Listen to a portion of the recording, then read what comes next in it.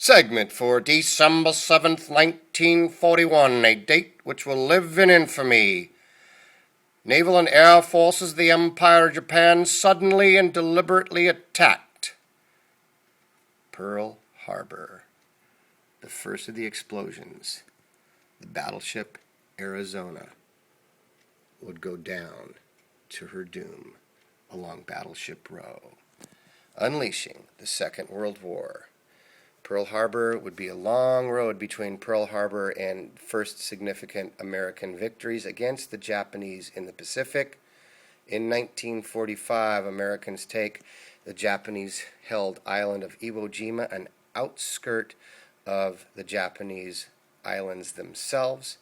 Eventually, the war will end with the first of two atomic bombings, Hiroshima and Nagasaki, and Johnny will come marching home and America will be victorious.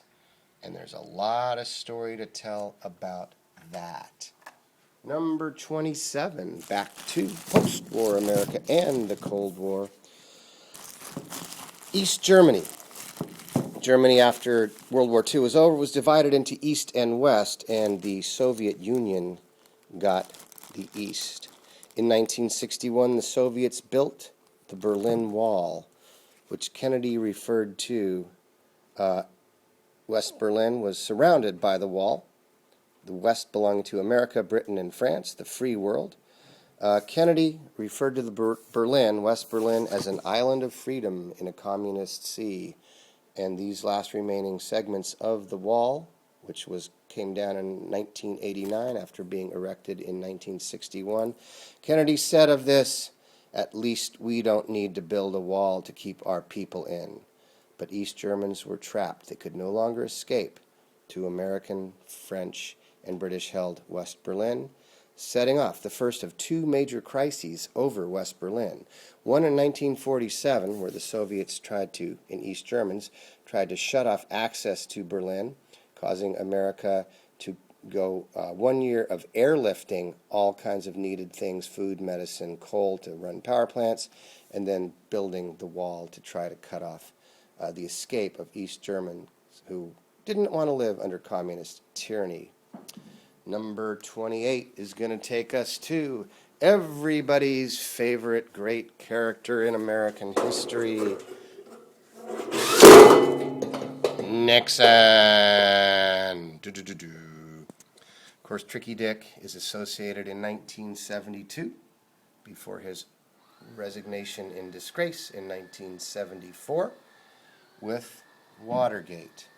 And you guys have gotten some fairly detailed information about the whole Watergate scandal, Nixon's cover-up, obstruction of justice, and many other wrongdoings, which were forgiven, at least in terms of the law, after he resigned, when President Gerald Ford, in a great moment of controversy, pardoned Nixon. "Pardon me," said Nixon. Well, Nixon got into the White House because he really was kind of adept at politics, and of course television was the primary tool for politicians as well as commercial advertisers.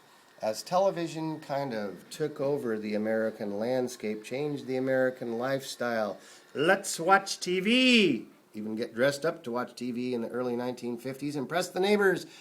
And you know what? We don't even have to cook anymore. We'll just get a lovely TV dinner. Yay, from Swanson. Yummy. What do you do with 500,000 leftover pounds of frozen turkey? That's where the idea of the TV dinner came from. And of course, TV and politics with a Richard Nixon 1968 campaign commercial where the president-to-be, after losing to Kennedy in 1960, would reinvent his image through the power of the idiot box. Next, 1849, California. Gold is discovered. One of these is gold. One of these is fool's gold, symbol of the gold rush of 1849. Which one is it? That remains to be seen. Let's take a quick look. It's shaky and it floats. Whee, see? Floaty stuff. And doesn't glitter quite as nicely, but just goes right to the bottom. One of these is gold. One of these is fool's gold. Will you be the fool? Will you be fooled? 1917 to 1918, American doughboys. American soldiers go over there. Where? To save the French for the first time from the Germans before saving the French for the second time from the Germans. When will be the next time we have to save the French from anybody, maybe including themselves? So set aside your tears till the boys come marching home. 1917, 1918. We are over there fighting in a war against Germany because Germany had been waging ruthless submarine warfare, attacking ships, passenger ships, and cargo ships on the high seas. Here she goes, 1915, the Lusitania sunk by a German submarine. Passengers aboard the Lusitania and other vessels were warned by Germany. You are going into a war zone. You travel at your own risk. We may torpedo you. And of course, nobody thought that the Germans would sink an unarmed passenger liner like the Lusitania. But unknown to its passengers, the ship was secretly loaded with munitions, ammunition, and other war materials to Britain, with the British operating under the theory that the Germans would never dare attack a passenger liner. Funny thing happened to the Lusitania. A British Admiralty lord by the name of Winston Churchill deliberately withdrew destroyer protection escorts and ordered the Lusitania to change course directly into the path of a German submarine which they knew was lurking off the coast of Ireland. The Lusitania sinking was a setup by the British to outrage Americans and drag us into the war. And indeed, it did not yet. But after 2 more years of Germans, not Nazis, German submarine attacks on American ships on the high seas, this conversation details an attempt by the American ambassador to negotiate with the German foreign minister over ruthless, unrestricted instruments of war, namely, submarines. That gets us into the First World War. Number 32, we've got the power. The Industrial Revolution, powered by fossil fuels as coal, California crude in this bag. That is petroleum, picked up on the coast of California and Santa Barbara, to, by and large, create electricity. This here is a piece of high-tension electrical wire that you see on those giant power lines. This particular one comes from a place called Hoover Dam. Hoover Dam! Electricity passed through this uninsulated piece of copper high-tension wire so that we could take Thomas Edison's great invention, namely the light bulb, and see the light to power the Industrial Revolution. Thomas Edison's actual greatest invention was invention of the power grid and the power plant, because you see, no juice, no use for the light bulb. What do you know about them there apples, eh? Number 33.